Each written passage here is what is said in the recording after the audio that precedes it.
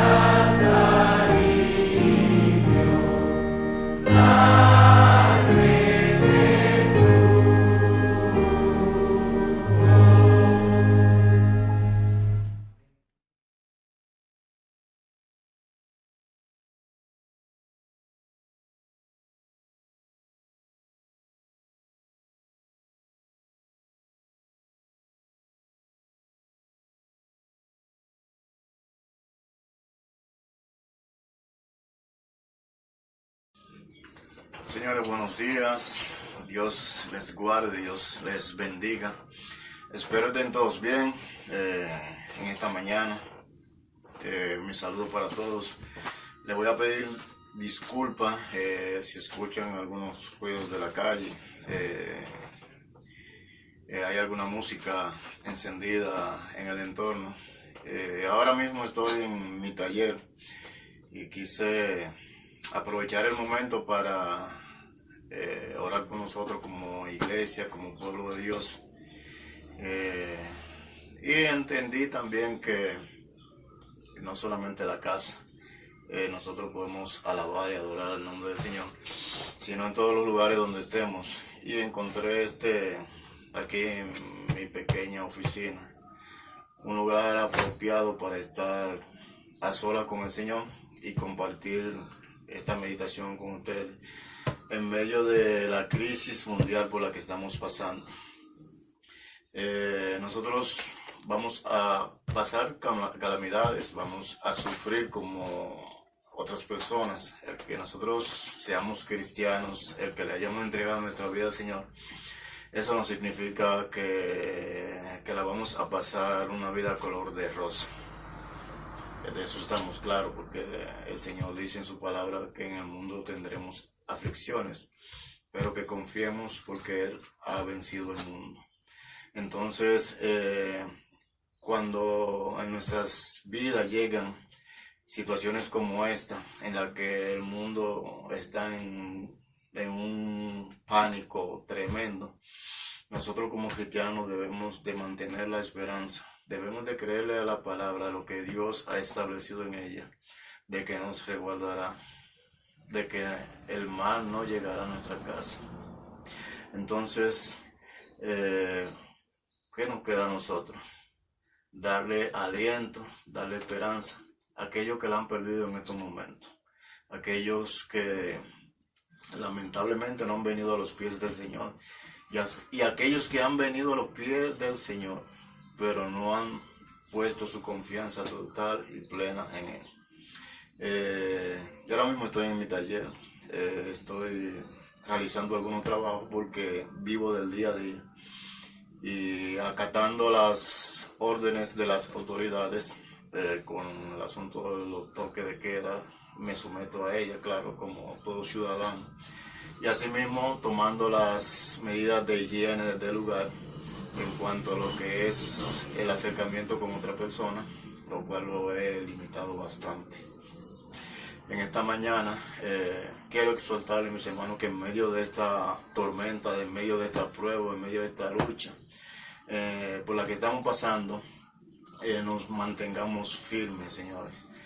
Aunque nosotros nos veamos en el desierto con una tormenta de arena, que no sabemos, que no podamos ver nada, nosotros los cristianos tenemos nuestra brújula básica, nuestra brújula elemental, nuestra brújula que Dios nos ha dado, que es su palabra. Esta es nuestra brújula. Nosotros como cristianos tenemos que tener nuestra vida conectada a ella, porque es la que nos va a trazar las pautas por donde debemos andar. En esta mañana quiero compartirles una cita bíblica en Deuteronomio 8, del versículo 2 hasta el 3, que dice: y te acordarás de todo el camino por donde el Señor tu Dios te ha traído por el desierto durante estos 40 años, para humillarte, probarte, a fin de saber lo que había en tu corazón, si guardarás o no sus mandamientos. Él te humilló y te dejó tener hambre, y te alimentó con el maná que tú no conocías, ni tus padres habían conocido, para hacerte entender que el hombre no solo vive del pan, sino que vive de todo lo que procede de la boca del Señor. Amén. Y así yo lo creo. Nosotros vamos a tener pruebas, adversidades en nuestras vidas, y detrás de todo ello tenemos que ver la mano poderosa de Dios. Quiero orar esta mañana por nuestra iglesia, por nuestra nación, por nuestro entorno, por lo por la crisis que estamos pasando. Amén. Adorado Dios, Señor, que estás en gloria, Padre. Te doy gracias en esta mañana, Dios mío, por la oportunidad, Dios mío, que tú me das, Señor, o nos das, Señor, de ver la luz de un nuevo día, Padre Santo. Te doy gracias infinita, Padre eterno, por tu amor, por tu misericordia, Dios mío. A ti sea toda honra, toda gloria, Señor, toda potestad, todo imperio te pertenece, Dios mío. Oh Padre, te doy gracias, Señor, por esta maravillosa mañana, Padre Santo, en que tú me permites, Señor, escudriñar tu palabra, Padre. Padre, te doy gracias nuevamente, Dios mío, y en este proceso, Padre, por el que estamos pasando, con esta pandemia, Dios mío, con esta crisis, Dios mío, por la que estamos pasando, Dios mío, te pido, Dios mío, tu ayuda, Padre Santo. Te pido sobre todo, Padre, que en medio del proceso tú nos ayudes, Señor, a crecer más y más cada día espiritualmente, Padre Santo. Te pido, Padre, que tú nos des, Señor, la fortaleza, Señor, el ánimo necesario, Padre Santo, para nosotros poder enfrentar esta situación, Dios mío. Pero que detrás de todo, Padre, nosotros veamos tu mano, Señor, Padre Santo. Danos fuerza, Señor, danos discernimiento, Padre, para nosotros, Señor, poder llevar a cabo, Señor, la tarea que tú nos has mandado, Padre Santo. Te pido, Dios, por nuestra iglesia, por los hermanos, Padre Santo, Dios, por el pastor, por cada miembro, Dios mío, que se congrega ya, por las personas que visitan también. Que sea tú, Dios mío, Padre, cubriéndonos, Señor, Padre mío. Que sea tu Santo Espíritu, Señor, guiando nuestros pasos, Padre Santo. Que sea tu Santo Espíritu, Señor, Padre, rebosándonos, Padre, esa paz, Señor, que solamente tú puedes dar, Padre. Te pido por las demás congregaciones, Señor, por los demás pastores, Padre. Te pido por ellos, Señor, para que en medio de la prueba, de la lucha, Padre, tú les des, Señor, sabiduría, discernimiento, Padre, para poder guiar tu rebaño, Padre Santo. Mira nuestro barrio, Señor, mira este país, Señor, Padre, lo ponemos en tus manos, Dios mío. Que sea tú, Padre eterno, que sea tú, Dios mío, que sea tú, solamente tú, Padre, guiándonos, Señor, por sendas de justicia, por amor a tu nombre, Padre. Que nosotros, Padre, como nación, vengamos, Señor, delante de ti, Padre, con un corazón contrito y humillado, Padre, el cual tú no rechazas, Padre Santo. Te pido, Padre, por las personas que no han conocido al Señor, Padre, y que aún en estos momentos de crisis, Padre, viven de una forma mundana, Padre Santo, no han venido, Señor, a tus pies. Te pido por ellos, Padre Santo, que tú les traigas el conocimiento de la verdad, que tú les des, Señor, gracias salvadora, que tú les des arrepentimiento a sus corazones, Padre mío. Te pido por los que ya han venido a los pies del Señor y carecen de esa fe, Padre amado, Dios mío, para pasar en medio de situaciones como esta, Padre Santo. Te pido, Señor, por nuestros gobernantes, Padre, que tú les des, Señor, sabiduría para que ellos puedan dirigir esta nación, Padre mío. Te quiero pedir por las demás naciones, Padre, que están pasando por esa gran tribulación, Padre amado, que tú les des, Señor, sabiduría sobre todo, Padre, que tú les des, Señor, arrepentimiento, Dios mío, que ellos puedan venir a ti, Padre amado, en medio de la calamidad, de la necesidad, en medio de las pruebas, de la lucha, Padre, y que vean, Señor, que nada escapa, Señor, de tu control, de tus manos, Padre Santo. Este mundo está en tus manos, Señor. Ninguna situación escapa de tu control, Padre. Ninguna situación escapa de tus manos. Ninguna situación escapa de tus ojos, Señor, Padre. Ninguna situación escapa de tu poder. Y así lo creemos, Padre. Gracias te doy, Señor, en esta mañana, Dios mío, por este día que recién inicia, Padre mío. Gracias, Padre Santo. En el nombre de Jesús. Amén. Pasen feliz día, mis hermanos. Dios les guarde.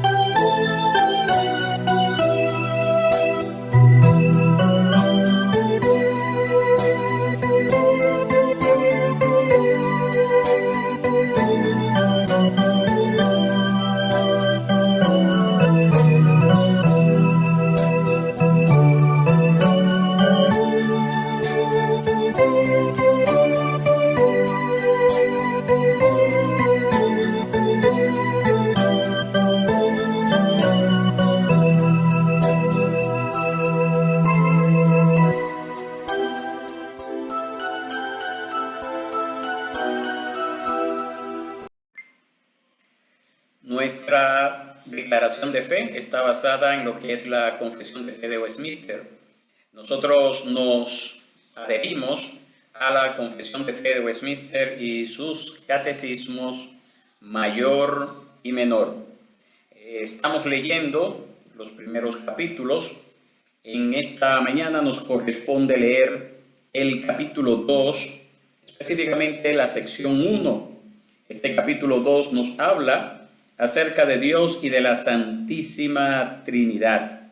Aquí está bien detallado con pasajes bíblicos lo que es cómo Dios se ha revelado, cómo Dios se ha dado a conocer. Está dividido en 3 secciones. En esta mañana solamente leemos la primera, muy sustanciosa, con mucho fundamento bíblico, y espero de que pueda ser de edificación a nuestras vidas. Si usted no tiene una confesión de fe de Westminster, con gusto le podemos obsequiar una para que la estudie, para que la lea, para que vea cuánta verdad hay en esta confesión de fe histórica.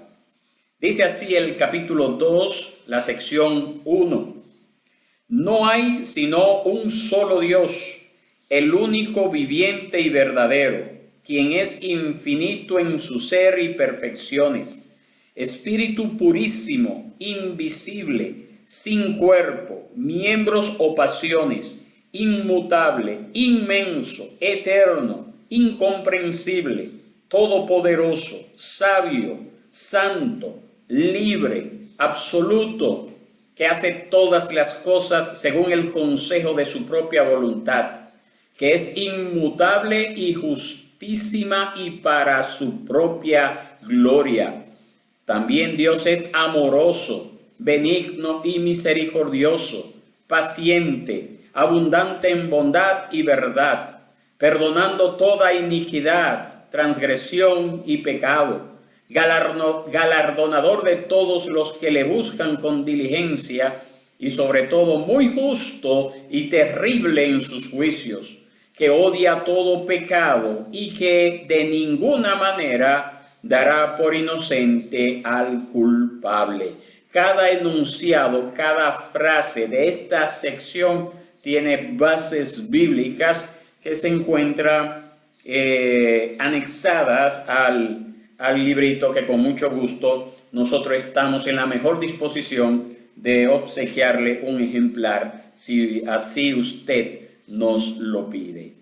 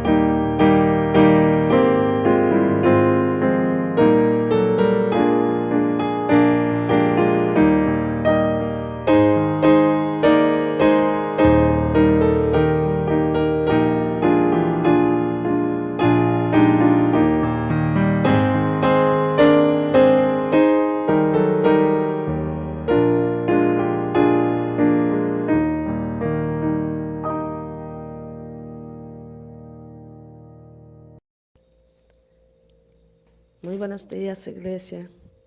En esta mañana vamos a elevar nuestras súplicas a nuestro Dios por todo lo que está pasando, por la economía, por la situación en la que nos encontramos, todo el mundo.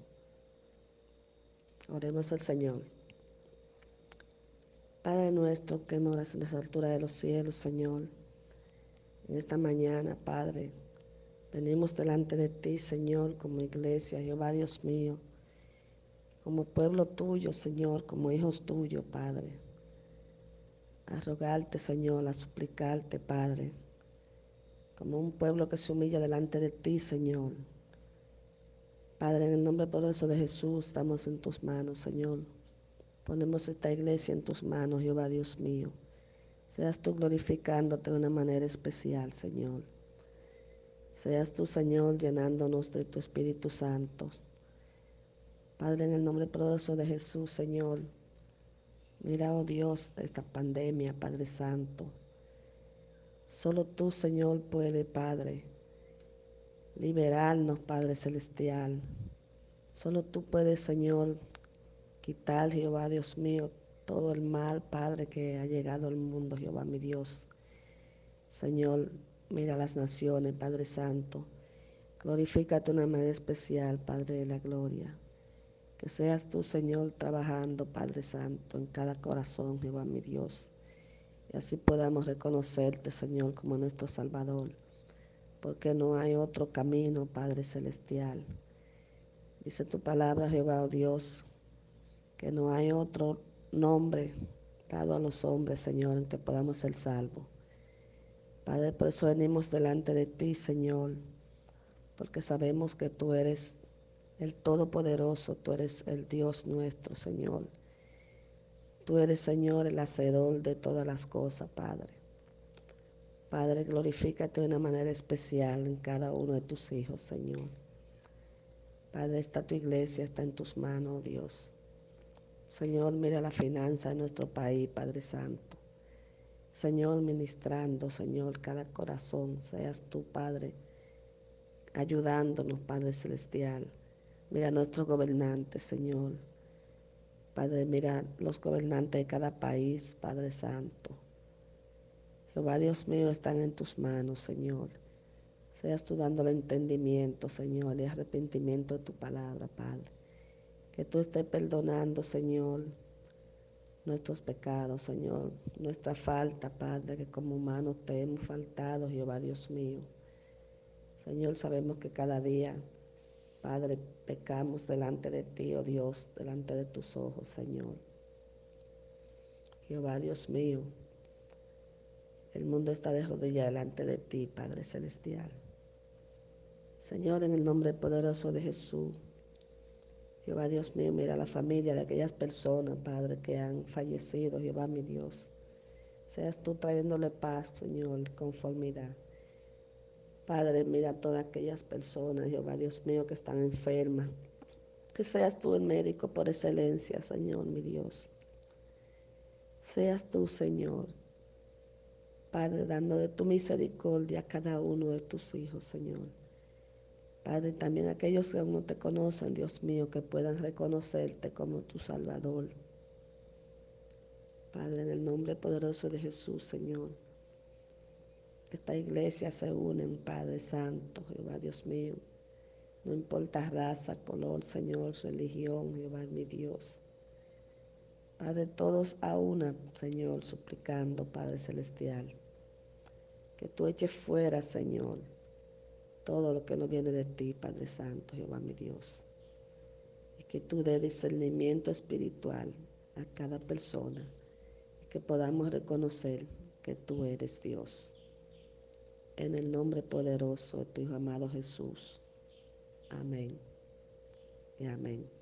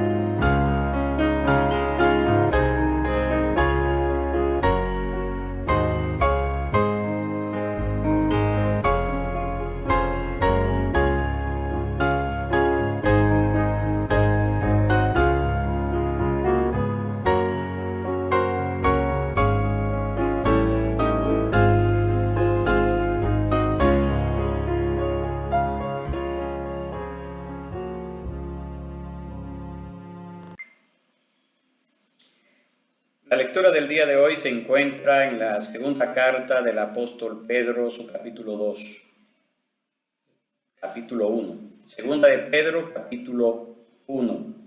Dice así la palabra del Señor.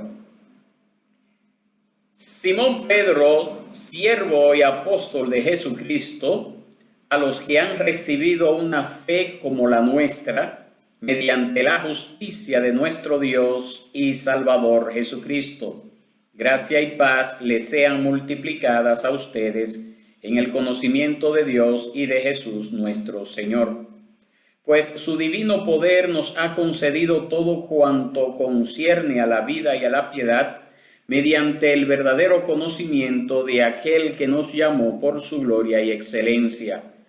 Por ellas Él nos ha concedido sus preciosas y maravillosas promesas, a fin de que ustedes lleguen a ser partícipes de la naturaleza divina, habiendo escapado de la corrupción que hay en el mundo por causa de los malos deseos.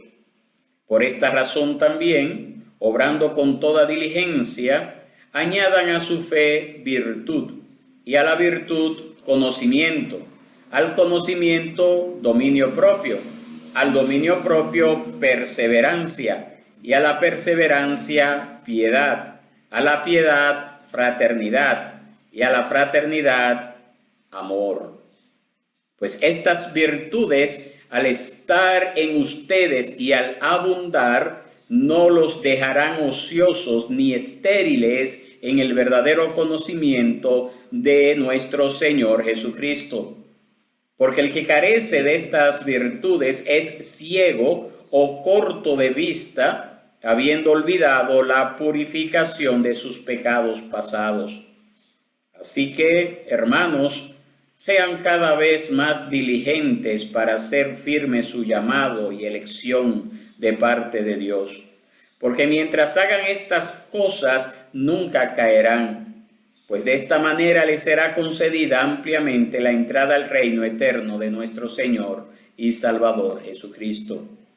Por tanto, siempre estaré listo para recordarles estas cosas, aunque ustedes ya las saben y han sido confirmados en la verdad que está presente en ustedes.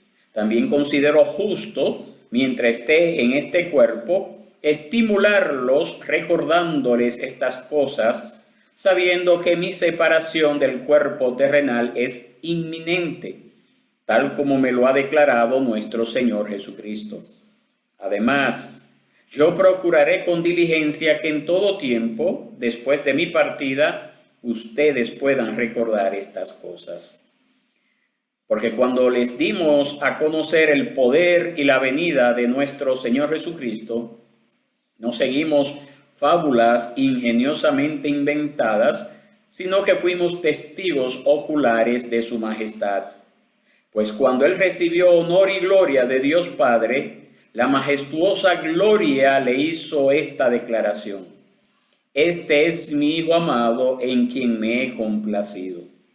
Nosotros mismos escuchamos esta declaración hecha desde el cielo cuando estábamos con Él en el Monte Santo. Y así tenemos la palabra profética más segura, a la cual ustedes hacen bien en prestar atención como a una lámpara que brilla en el lugar oscuro, hasta que el día despunte y el lucero de la mañana aparezca en sus corazones. Pero ante todo sepan esto, que ninguna profecía de la Escritura es asunto de interpretación privada, personal. Pues ninguna profecía fue dada jamás por un acto de voluntad humana, sino que hombres inspirados por el Espíritu Santo hablaron de parte de Dios. Esta es la lectura de Segunda de Pedro, capítulo 2, versos 1 al 21.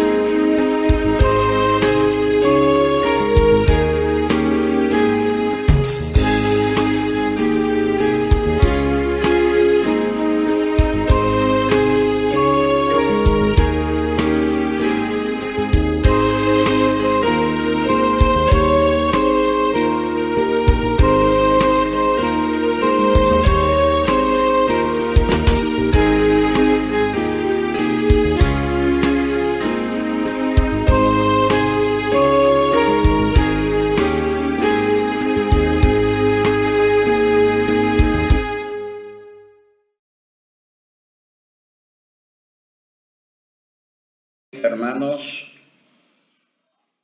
el tema del mensaje en esta mañana lleva por título ¿Dónde está tu fe? ¿Dónde está tu fe? Y está basado en Mateo capítulo 8, versos 23 al 27. Mateo capítulo 8, versos 23 al 27. Nos dice la palabra del Señor de la siguiente forma. Cuando entró Jesús en la barca, sus discípulos lo siguieron, y de pronto se desató una gran tormenta en el mar de Galilea, de modo que las olas cubrían la barca, pero Jesús estaba dormido. Llegándose a él, lo despertaron, diciendo: Señor, sálvanos, que perecemos. Y él les contestó: ¿por qué tienen miedo, hombres de poca fe? Entonces Jesús se levantó, reprendió a los vientos y al mar, y sobrevino una gran calma. Los hombres se maravillaron y decían: ¿quién es este que aún los vientos y el mar lo obedecen? Fin de la cita. Evangelio según Mateo, capítulo 8, verso 23 al 27. Oremos al Señor.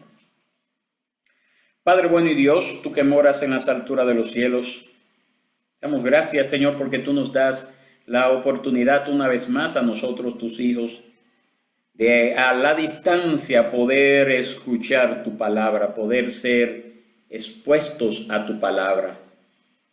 Pedimos, Padre, de que tu Espíritu Santo esté iluminando el entendimiento, nuestras mentes, nuestros corazones, Señor, y que recibamos esta palabra tal lo que es tu palabra. Que tu Espíritu Santo traiga de nuestras mentes a nuestros corazones esta palabra, la aplique a nuestros corazones y así podamos estar, Señor, dispuestos a responder en arrepentimiento y fe al llamado que tú nos hagas a través de la exposición de este mensaje. En tus manos nos ponemos, Padre, pedimos que hables a nuestras vidas como solo tú sabes hacerlo. En el nombre de Jesús te lo pedimos. Amén y amén. La palabra de Dios nos enseña que la vida cristiana es de principio a fin una vida de fe. Se inicia por medio de un acto de fe y luego continúa por fe. Dice Pablo en 2 Corintios capítulo 5, verso 7, que es por la fe que andamos, no por vista. La fe es un elemento vital para el creyente. Sin ella, nos dice el autor de la carta a los Hebreos, es imposible agradar a Dios. Eso está en Hebreos 11:6. Ahora bien, la enseñanza de la Escritura concerniente a la fe contiene cierto elemento de misterio y de paradoja. Y es bueno también hacer esa salvedad, hacer esa aclaración. Por un lado, se nos dice que la fe es un regalo de Dios. En Efesios capítulo 2, verso 8 al 9, Pablo no solo declara que es por gracia que somos salvos por medio de la fe, sino que luego añade, y esto no procede de ustedes, sino que es don de Dios, no por obras, para que nadie se gloríe. Todo lo necesario para ser salvos, incluyendo la fe como el medio instrumental de la justificación, es un don de Dios. De manera que el creyente, nosotros como creyentes, no podemos gloriarnos en el hecho de haber ejercido fe. Es decir, yo no puedo gloriarme y decir la fe vino, yo ejercí fe para creer. Sin embargo, a pesar de ello, la Escritura también enseña que el creyente es responsable de ejercer y fortalecer la fe. Esa fe que Dios le ha obsequiado por gracia. Es Dios quien nos da la fe, pero nosotros somos responsables de lo que hacemos con esa fe. En su discurso del aposento alto, nuestro Señor Jesucristo le dijo a sus discípulos en Juan capítulo 14, verso 1, no se turbe vuestro corazón, crean en Dios, crean también en mí.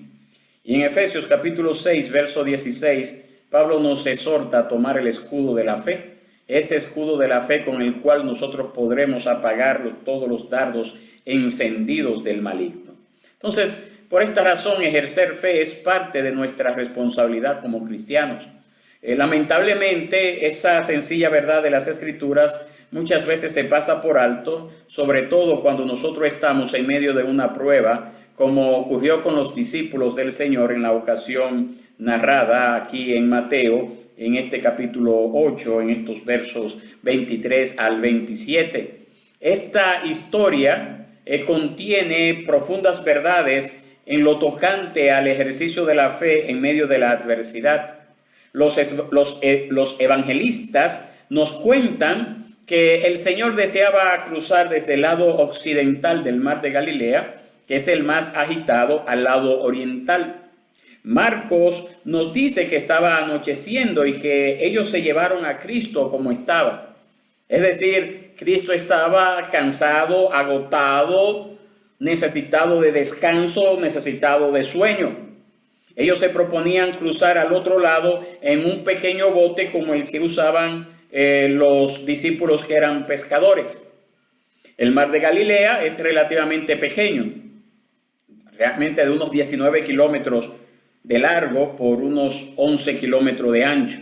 De manera que el viaje hubiese podido ser rápido y sin ningún contratiempo, a no ser por la particularidad de que el mar de Galilea se encuentra a unos 210 metros por debajo del nivel del mar.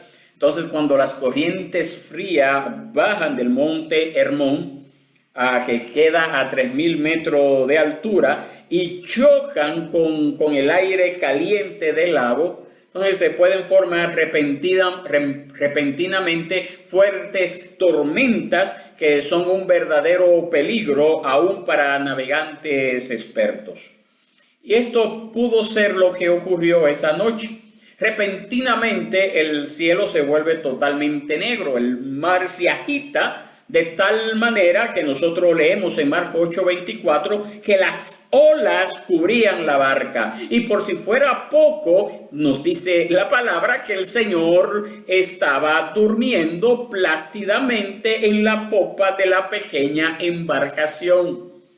Indudablemente, Dios estaba poniendo a prueba la fe de los discípulos. La pregunta que tenemos que hacernos nosotros: ¿cómo debe reaccionar un creyente en una situación como esa? A la luz de este relato podemos aprender grandes lecciones al respecto. Pero antes de eso, detengámonos a considerar lo que este pasaje nos enseña acerca de las pruebas en sí. Vamos a ver eso primero, la naturaleza de las pruebas. En primer lugar, nosotros vemos que, debemos de aprender, si no lo sabemos aún, que las pruebas son controladas y enviadas por Dios. Las pruebas son controladas y enviadas por Dios. Como les dije, no era extraño que en este mar se formaran tormentas repentinas, pero Dios tiene el control de su creación, incluyendo los fenómenos de la naturaleza. El salmista nos dice en el Salmo 135, verso 7, que es Dios quien hace subir las nubes desde los extremos de la tierra, hace los relámpagos para la lluvia y saca el viento de sus depósitos. Él pudo impedir que esa tormenta se levantara, pero no lo hizo. Más bien usó de su poder para que sucediera. Y también es cierto que el Señor estaba realmente agotado y cansado. Él no estaba simulando estar dormido. Aunque era el Hijo de Dios, también era el Hijo del hombre. Y en su humanidad el sueño lo venció. Pero esto también estaba contemplado dentro del plan de Dios. Todos los elementos de esta prueba estaban bajo el control soberano de Dios. Entonces, el saber que las pruebas nacen en el trono mismo de Dios, debe de ser un gran consuelo para nosotros en medio de la aflicción. Debe de ser un gran consuelo para los que nos llamamos cristianos. Cuando Noemí regresó a su patria, eso está narrado en el libro de Ruth, ella pudo decir con toda certeza: el Todopoderoso me ha afligido. El Todopoderoso me ha afligido. Como nosotros leemos allí en Ruth capítulo 1, verso 21. Cuando la esposa de Job se desesperó en medio de la aflicción, este hombre de Dios, Job, formuló una pregunta llena de sabiduría y de fe. ¿Qué dijo Job? ¿Qué preguntó Job? ¿Recibiremos de Dios el bien y el mal no lo recibiremos? Job era plenamente consciente del control soberano de Dios cuando las cosas salen bien y también cuando salen mal. Él dijo: el Señor dio y el Señor quitó. Bendito sea el nombre del Señor. Nosotros no somos víctimas de un destino ciego o de fuerzas misteriosas e irracionales.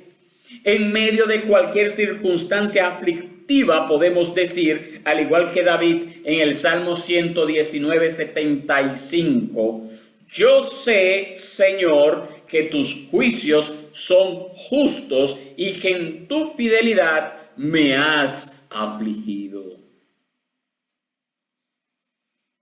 Y es que Dios no solo nos concede la fe, sino también que nos prueba con miras a fortalecer esa fe.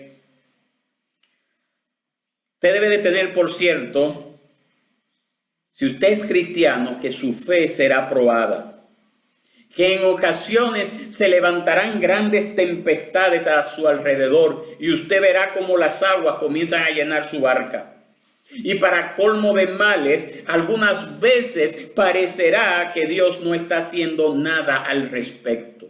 Como si Él estuviese mirando hacia otro lugar mientras nosotros estamos a punto de perecer.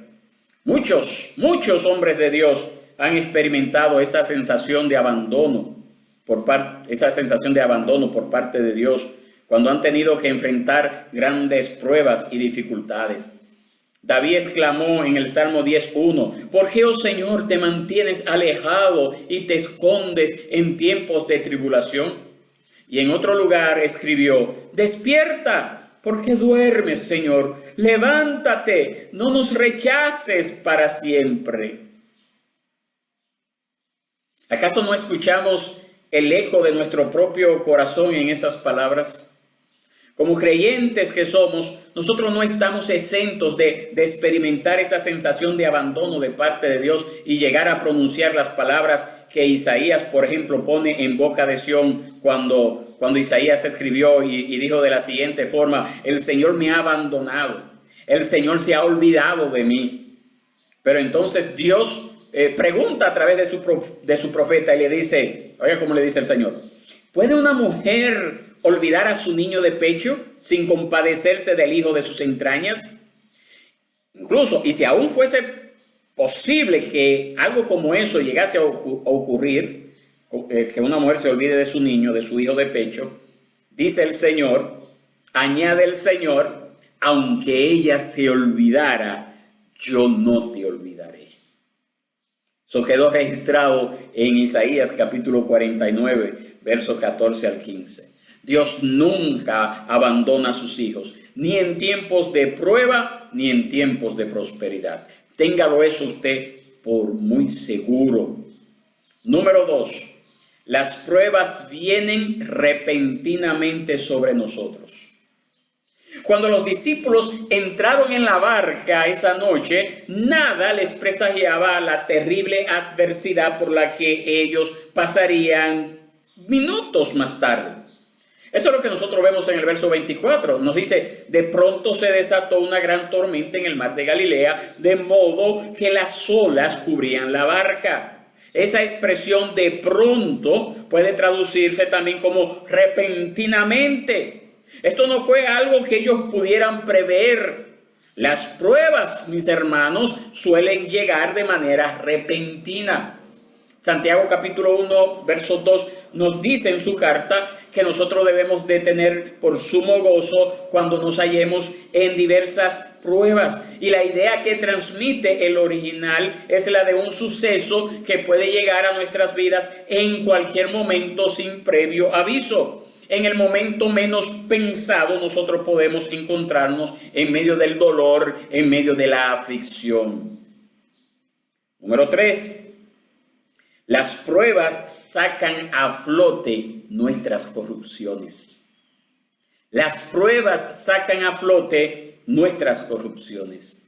En Mateo capítulo 8, versos 1 al 22, nosotros vemos que antes de este incidente en la barca, los discípulos habían visto al Señor obrar milagros portentosos. Cristo sanó a un leproso, al criado de un centurión, a la suegra de Pedro. Nosotros podemos suponer que los discípulos sentían tener en ese momento una fe robusta, una fe inquebrantable. Mientras otros veían las demandas del Señor como demasiado altas, ellos estaban dispuestos a seguirle. Pero, ¿cuán fuerte era esa fe realmente? ¿Cuán fuerte era? Y eso solamente podía manifestarse a través de la prueba.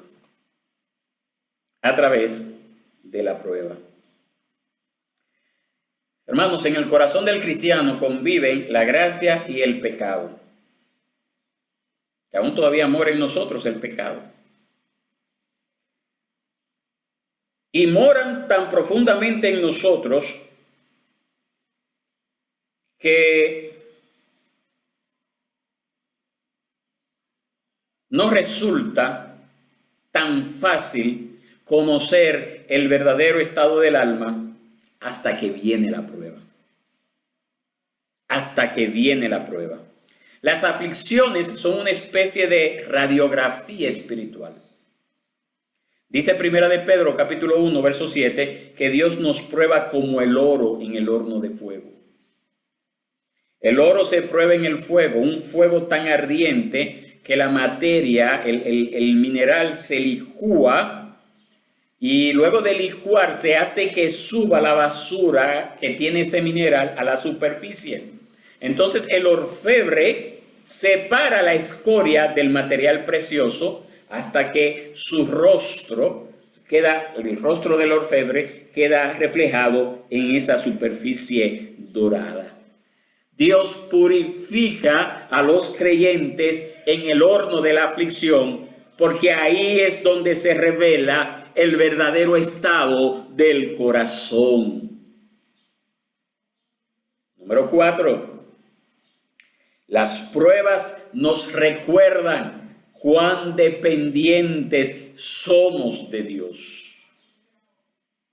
Estos hombres eran pescadores, eran extremadamente experimentados en esta zona, en esta área.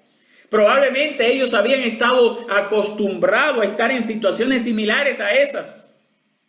Sin embargo, aquí nosotros los vemos llenos de temor, necesitados de la ayuda del Señor. Dios usa las pruebas para librarnos de la confianza que solemos tener en nosotros mismos y llevarnos a descansar únicamente en Él. Todos tenemos una fuerte tendencia a confiar en nosotros mismos. Y nunca somos más débiles y vulnerables que cuando nos atrapa el sentimiento engañoso de que podemos hacer las cosas con nuestras propias fuerzas. Muchos han quedado atrapados por el pecado, creyendo de que tenían la capacidad y la fuerza de soportar las tentaciones. Muchas personas. Cuando nosotros estamos en medio de las pruebas, percibimos más claramente cuán frágiles nosotros somos, cuán débiles somos. Y es la conciencia de nuestra fragilidad, esa conciencia en ese momento de fragilidad, la que nos lleva de la mano a ampararnos, a buscar el auxilio de nuestro Dios. Hermanos, usted nunca es más fuerte en su vida cristiana que cuando en medio del dolor y la aflicción usted siente que se acaban sus fuerzas. Y entonces ese es el momento en que usted se ampara o debe de ampararse en el poder de la gracia de Dios. Nosotros siempre somos débiles, pero no siempre somos conscientes de nuestra propia debilidad. Ese es el problema. Ahí es que está el problema. Y entonces las pruebas son un poderoso recordatorio de que separados de Cristo y de su gracia, nada podemos hacer. Nada podemos hacer. Número 5. Las pruebas nos brindan una oportunidad excelente para aumentar nuestro conocimiento experimental de Dios. Las pruebas nos brindan una oportunidad excelente para aumentar nuestro conocimiento experimental de Dios. Los discípulos sabían del poder omnipotente de Dios, pero después de que Cristo reprendió las olas y el viento, entonces ahí adquirieron un poder experimental de su persona que antes de esa prueba ellos no tenían. Y nosotros podemos decir que así fue porque ellos exclamaron en el verso 27, ¿quién es este que aún los vientos y el mar le obedecen? Ellos habían visto a Cristo sanar enfermedades, pero ahora ellos tuvieron la oportunidad de ver su poder en acción sobre los elementos de la naturaleza. Las pruebas convierten el conocimiento teórico que tenemos de Dios en un verdadero conocimiento. De oídas te había oído, dijo Job después de su prueba, mas ahora mis ojos te ven. Eso quedó ahí registrado en Job 42:5. Nosotros como cristianos tendremos que enfrentar las dificultades y los sufrimientos de vivir en un mundo caído. Dios no ha prometido lo contrario. No nos ha dicho que la vida va a ser una vida de paz y tranquilidad aquí en la tierra. No nos ha ofrecido eso. Si usted oyó a alguien que se lo dijo, es mentira de esa persona. No le crea. Es un hereje. Pero es en medio de esas situaciones difíciles donde nosotros tenemos la oportunidad de ver a Dios obrar en nuestras vidas y en las vidas de otros, de modo que la teoría venga a ser un conocimiento experimental. Eso es lo bello, eso es lo bello. Muy bien, entonces vamos a ver ahora la naturaleza de la fe. Estos discípulos fueron controlados de tal modo por el miedo, por la angustia, que aunque mostraron tener fe en el Señor, al mismo tiempo demostraron la debilidad de dicha fe. Mateo relata que los discípulos exclamaron, Señor, sálvanos que perecemos. Mateo 8:25. En el Evangelio según San Lucas nosotros leemos, Maestro, maestro, que perecemos. Lucas 8:24. Y Marcos escribe, Maestro, ¿no te importa que perezcamos? En Marcos 4:38. No todos los discípulos dijeron lo mismo. Entonces de ahí la diferencia entre los evangelistas, Mateo, Marcos y Lucas. Pero dos cosas están claras en todos los relatos. Dos cosas. En primer lugar, que los discípulos estaban llenos de miedo. Y en segundo lugar, que reprochaban a Cristo el hecho de que Cristo estuviera durmiendo en una situación así. Imagínese usted. Y esa escena nos enseña a nosotros al menos dos grandes verdades acerca de la naturaleza de la fe. Dos grandes verdades. La primera verdad es que la fe rehúsa dejarse controlar por el miedo. Eso es lo primero. En medio de una situación tan difícil y de tanta confusión, Cristo hace una pregunta que a primera impresión nos parece insólita. ¿Cuál es la pregunta que le hace? ¿Por qué tiene miedo? ¿Por qué tiene miedo?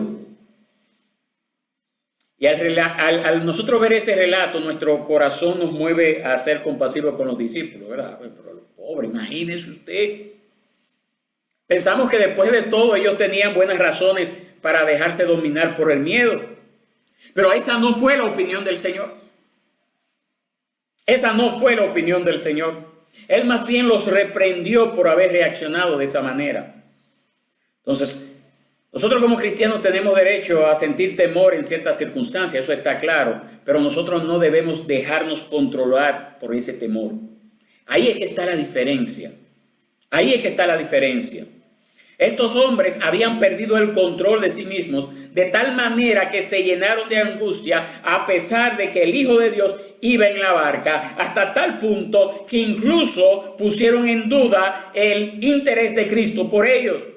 Maestro, ¿no te importa que perecemos?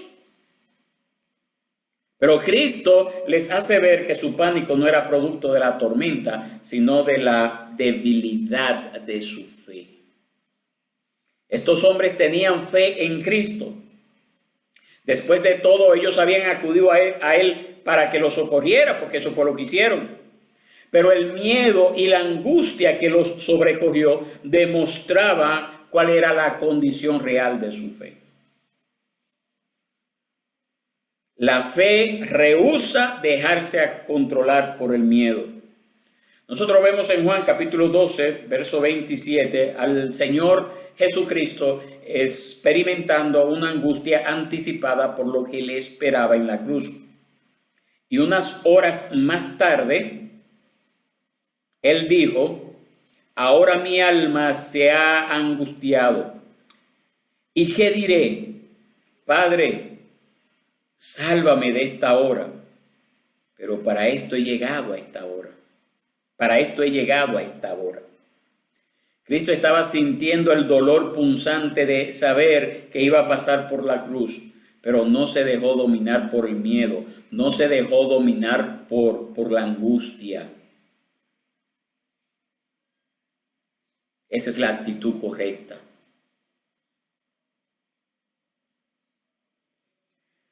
Pero también nosotros aprendemos algo más a través de este relato aquí en este Evangelio según Mateo. Y es que la fe es una actividad. Oiga bien. Ojalá usted esté tomando notas, ¿verdad? Ojalá. Ojalá tenga una Biblia en sus manos. Ojalá tenga una libreta. Si usted ha llegado hasta aquí y no tiene ninguna de esas dos cosas, se ha perdido el 90% de este mensaje. Lo siento por usted. La fe es una actividad. Es decir, que la fe no actúa automáticamente. No actúa por sí solo, sino que la fe debe de ponerse en acción. Los discípulos creían en Cristo, pero en el momento de la prueba no hicieron nada con su fe. De ahí la pregunta que nosotros vemos del Señor, después de Él calmar el mar embravecido. Él le dice: ¿dónde está la fe de ustedes? Lucas 8:25, ahí nos habla acerca de eso. En otras palabras, ¿qué hiciste en ese momento con la fe que tú profesabas tener en mí? Nuestro problema radica muchas veces en no comprender que nosotros debemos de hacer algo con nuestra fe para impedir que la angustia cubra nuestro corazón. Tenemos que hacer algo con nuestra fe.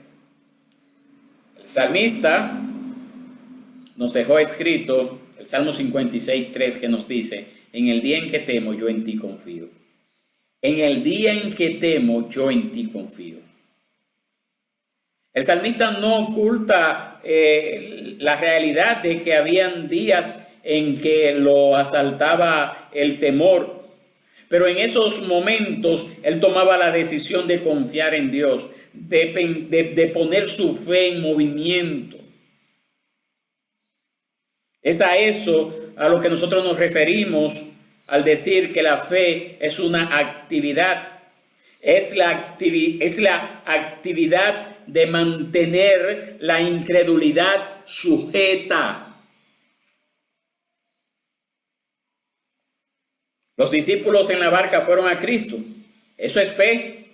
Eso es fe. Pero fueron llenos de miedo. Eso es duda. Eso es duda. Cada vez que nosotros nos encontremos en una situación adversa, la serpiente de la duda sacará su cabeza. Pero cuando eso ocurra, entonces llegó la hora de sujetar la incredulidad poniendo la fe en acción. ¿Cómo? Acallando la voz inquieta de nuestras almas con el conocimiento que nosotros tenemos de Dios. Acallando la voz inquieta de nuestras almas con el conocimiento que tenemos de Dios y de sus promesas. Ese es el remedio que el salmista se aplica a sí mismo cuando el temor y la angustia cubren su corazón. ¿Por qué te desesperas, alma mía? ¿Y por qué te turbas dentro de mí? Espera en Dios. Salmo 42:5. El salmista no permitió que su alma continuara argumentando sin control. Y lo mismo hace Asaf en el Salmo 77, donde dice, versos 10 al 11, traeré pues a la memoria de los años de la diestra del Altísimo.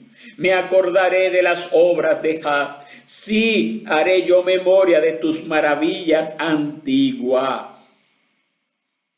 Salmo 77, 10 al 11. Nosotros no podemos permitir que la angustia y la ansiedad tome el control. Nosotros debemos de hacer un uso santificado de nuestra memoria. Y más en estos tiempos, mis hermanos. Usted no puede seguir la misma corriente del mundo.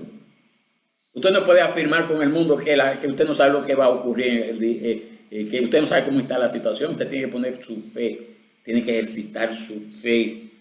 Cuando esa tormenta, como la que estamos viviendo ahora, se levanta a nuestro alrededor y la barca comienza a hundirse, es en ese momento cuando nosotros debemos de recordar todo aquello que nosotros conocemos acerca de la naturaleza de Dios, acerca de su amor para con nosotros, acerca de su cuidado tierno y solícito.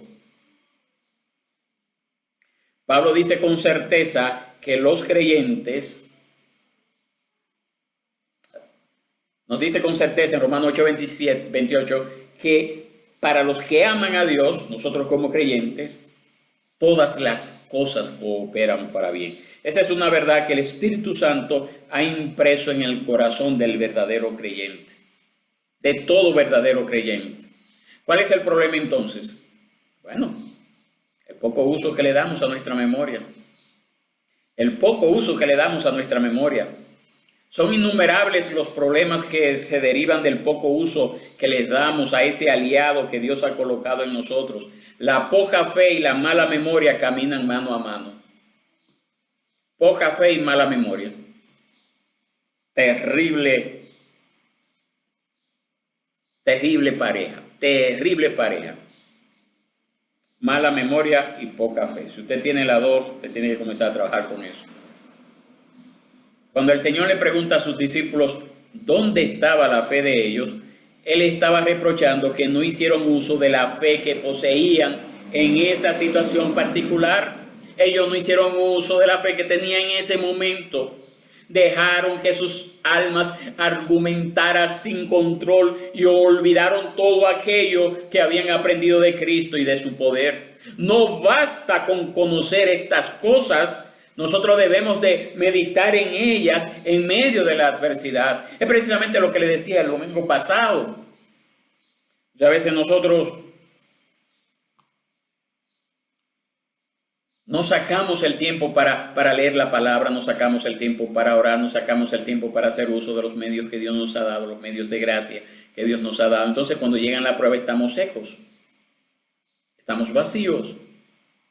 Le decía el domingo pasado y vuelvo y lo repito hoy por si no se acordaba ya, que nosotros necesitamos tener un estudio cabal, un estudio siempre constante de la palabra de Dios. Necesitamos ir a la palabra de Dios constantemente en los momentos de calma, en los momentos de tranquilidad, para que cuando lleguen los momentos de prueba, ese estudio de la palabra, el memorizar la palabra en esos tiempos, y cuando llegue el momento de prueba ya estén en nuestra mente, así podamos sacarlo y así podamos demostrar confianza en el Señor. Ahora bien, si usted llegó a este tiempo de prueba y no tuvo la gentil idea de poder memorizar en la palabra en los momentos de abundancia, pues aproveche el tiempo que ahora tiene libre.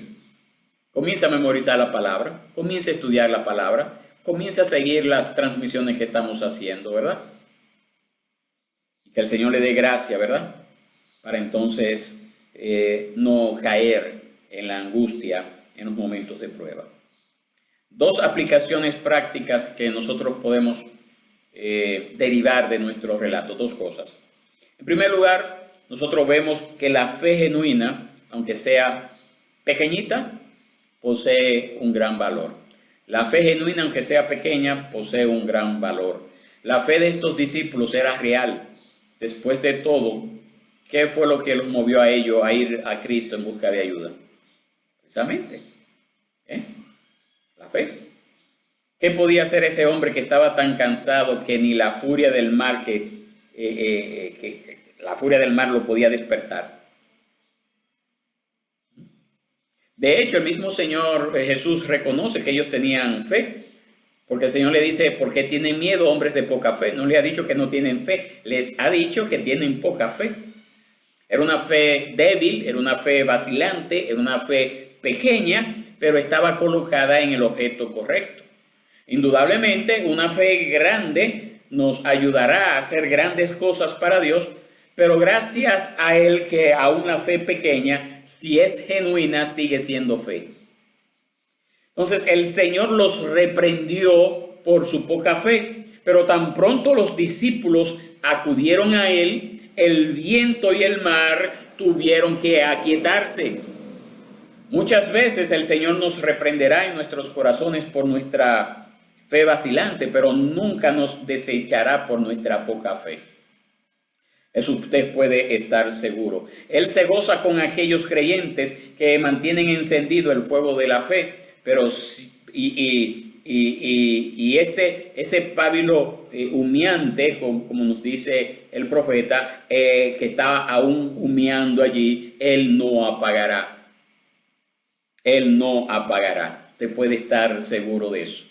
Otra cosa que nosotros aprendemos de esta lectura es que los creyentes tenemos la responsabilidad de fortalecer nuestra fe.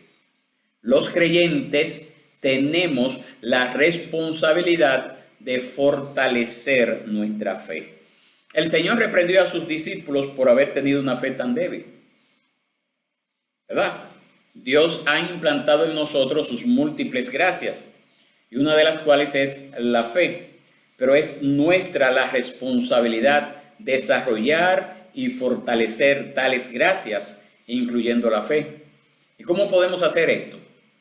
¿Cómo lo podemos hacer? Bueno, lo primero que nosotros debemos de hacer es escudriñar las Escrituras para aumentar cada día nuestro conocimiento de Dios y de sus promesas. Eso es lo primero. Yo debo de irme a la palabra. Yo debo de estudiar la palabra.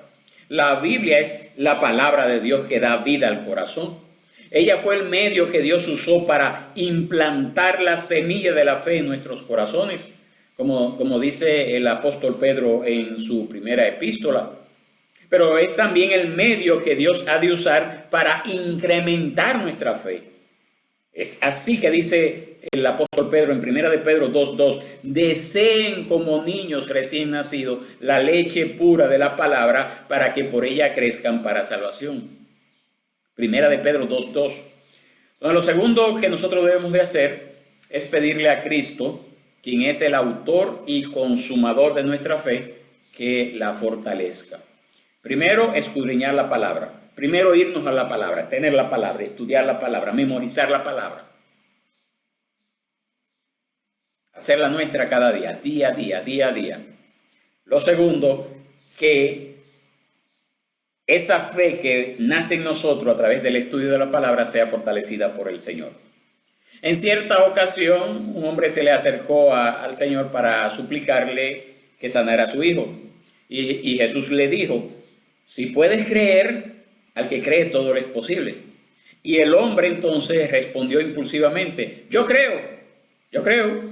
Pero parece que luego lo pensó mejor y exclamó, ayuda a mi fe, ayuda a mi incredulidad, perdón. Ayuda a mi incredulidad. Ayuda a mi incredulidad.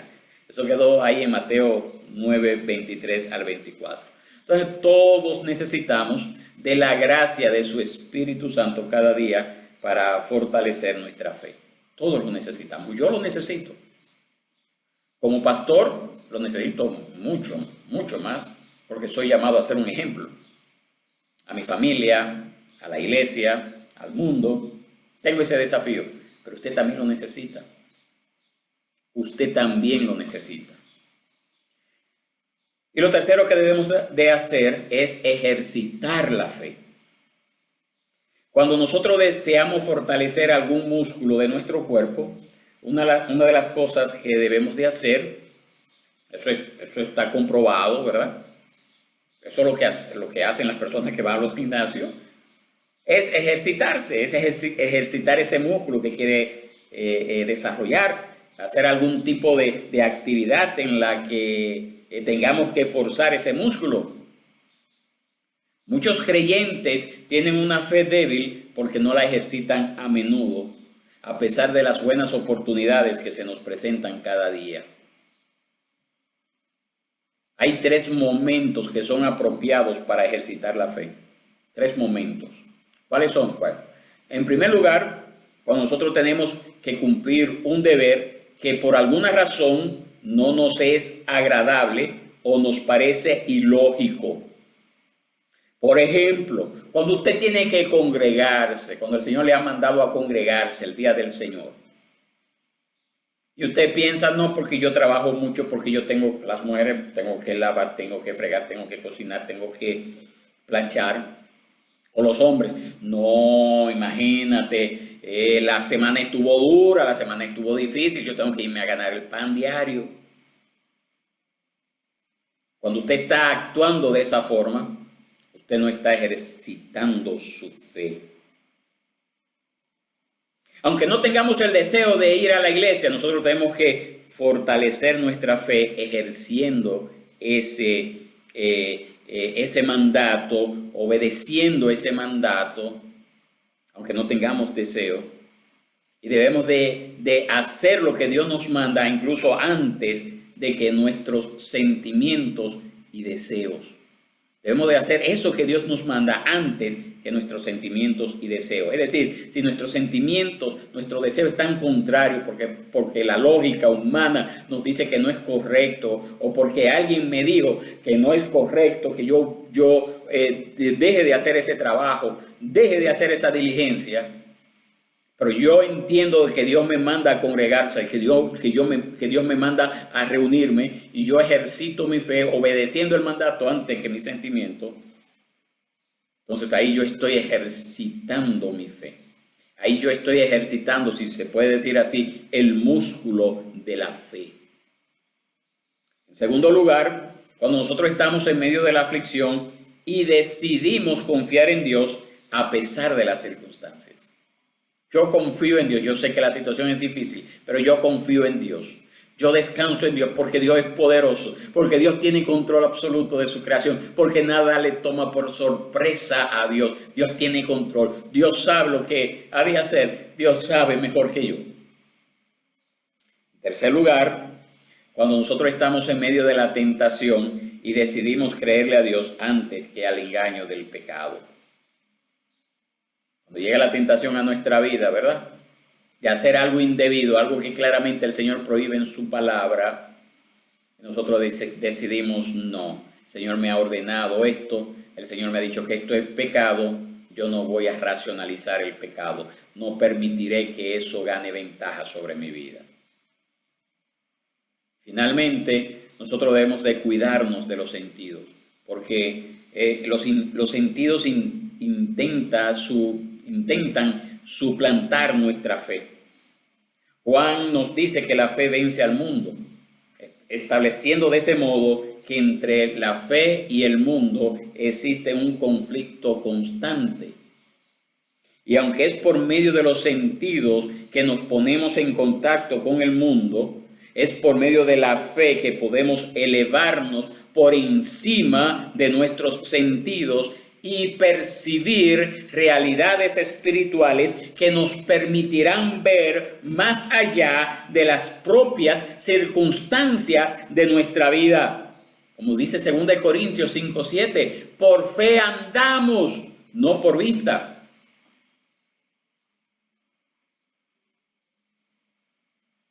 Amados hermanos, estas historias quedaron registradas en las Escrituras para nuestra enseñanza. La naturaleza humana sigue siendo la misma. No ha cambiado. A pesar de todos los avances que tenemos, ¿verdad? Sigue siendo la misma naturaleza humana. La reacción de los discípulos hubiese podido ser la nuestra de haber nosotros estado ahí. De haber nosotros estado allí hubiésemos reaccionado de la misma forma. Pero lo bonito que tenemos de todo esto es que Cristo sigue siendo el mismo. No importa cuán severa sea la tormenta, ni cuán claros sean nuestros ojos, que la barca está a punto de naufragar, una sola palabra de Cristo es suficiente para que el mar vuelva a sosegarse. Una sola palabra de Cristo. Él dirá esa palabra en el momento preciso, cuando la prueba haya cumplido con su cometido. No cuando yo quiera. No cuando crea que es lo mejor. No cuando decida yo que es ahora, por si no me muero. No. Es cuando Él decida que el propósito de esa prueba ha cumplido su cometido en su vida y en la mía. Entonces, quiero terminar exhortando brevemente a aquellos que no son cristianos. Aquellos que todavía el Señor no ha venido a ser el Salvador de su vida. Si tú estás en esta condición de no ser cristiano, tú tienes razones más que suficientes para temer. Porque la palabra de Dios dice que Él cuida de los suyos. Y si usted no ha venido en arrepentimiento y fe delante del Señor, si el Señor no gobierna su vida, si usted no tiene un deseo de servirle, de conocer cada día más de Él, usted no es cristiano.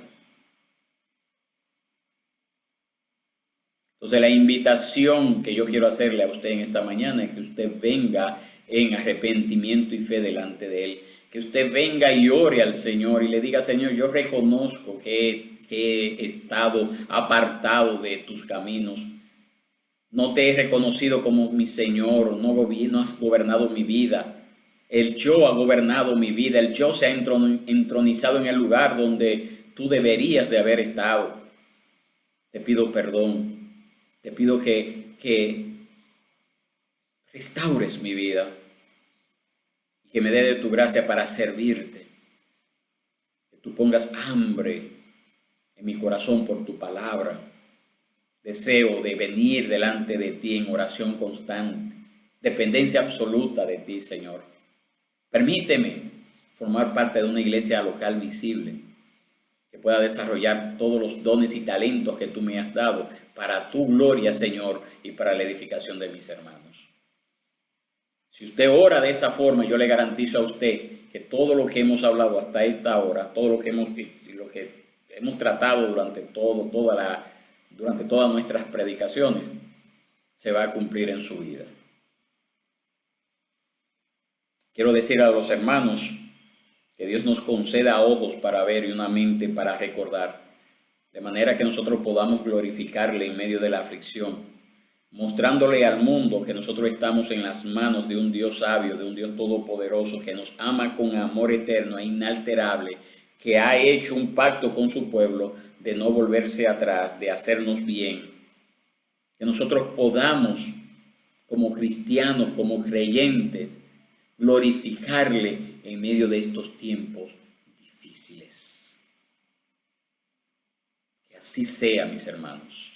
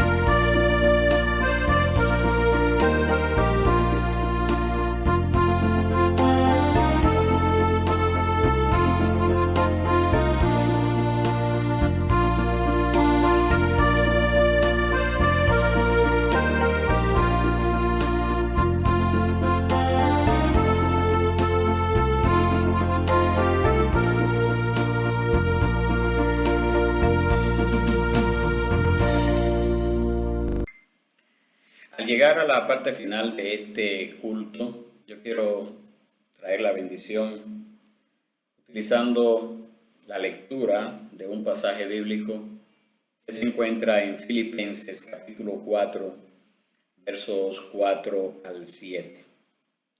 Dice así la palabra del Señor, Filipenses 4, 4 al 7. Regocíjense en el Señor siempre. Otra vez lo diré, regocíjense. La bondad de ustedes sea conocida de todos los hombres. El Señor está cerca.